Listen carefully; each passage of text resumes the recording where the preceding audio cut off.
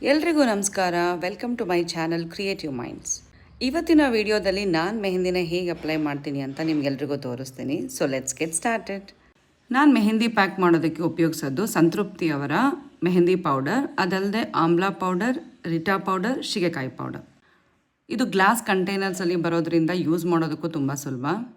ಇದಲ್ಲದೆ ನಿಮಗೆ beetroot powder, neem powder ಮತ್ತು ಕರಿ ಲೀವ್ಸ್ ಪೌಡರ್ ಕೂಡ ಸಿಗುತ್ತೆ. ಸೊ ನಾನಿಲ್ಲಿ ಉಪಯೋಗಿಸಿರೋದು ಸಂತೃಪ್ತಿಯವರ ಮೆಹಂದಿ ಪೌಡರ್, ಅದ್ರ ಜೊತೆಗೆ ರೀಟಾ, ಶಿಗೆಕಾಯಿ, ಆಮ್ಲಾ ಪೌಡರ್ ಎಲ್ಲ 4 ಸ್ಪೂನ್ಸ್ ಹಾಕಿದ್ದೀನಿ. ಜೊತೆಗೆ ಮೊಸರು ಚೆನ್ನಾಗಿ ಮಿಕ್ಸ್ ಮಾಡ್ಕೋಬೇಕು. ಸೊ ಇದಕ್ಕೆ ಮೇನ್ ಇಂಗ್ರೀಡಿಯೆಂಟು ಮಿಕ್ಸ್ ಮಾಡೋದಕ್ಕೆ ಟೀ ಡಿಕಾಕ್ಷನ್ನು. ಅದನ್ನು ಬಾಯ್ಲ್ ಮಾಡುವಾಗ ನಾನೊಂದು 4 ಲವಂಗ ಹಾಕಿದ್ದೀನಿ. ಹಾಗೆ ಒಂದು ನೆಸ್ಕೆಫೆ ಕಾಫಿ ಪೌಡರು, ಜೊತೆಗೆ ಬೀಟ್ರೂಟ್ ಪೌಡರ್ದು ಒಂದು 1/2 ಸ್ಪೂನ್ ಸುಮ್ಮನೆ ಕಲರ್ಗೆ. ಈ ಥರ ಎಲ್ಲ ಪೌಡರ್ಸ್ಗಳನ್ನ ನೀಟಾಗಿ ಗಂಟಿಲ್ದೇ ಇರೋ ಥರ ಕಲಸಿಟ್ಬಿಟ್ರೆ ಆಯಿತು. ನೆಕ್ಸ್ಟ್ ಮಾರ್ನಿಂಗ್ ನಿಮ್ಗೆ ಒಂದೊಳ್ಳೆ ಹೇರ್ ಕಲರ್ ರೆಡಿಯಾಗಿರುತ್ತೆ. ಸೊ ಅದನ್ನು ನೀಟಾಗಿ ಅಪ್ಲೈ ಮಾಡಿಕೊಂಡು 1-2 hours ಬಿಟ್ಟು ಹೇರ್ ವಾಶ್ ಮಾಡಿದ್ರೆ ನಿಮ್ಮ ಹೇರ್ ನಿಜವಾಗ್ಲೂ ತುಂಬ ಸ್ಮೂತಾಗಿ ಕಂಡೀಷ್ನರ್ ಹಾಕಿರೋ ಥರ ಅನಿಸುತ್ತೆ.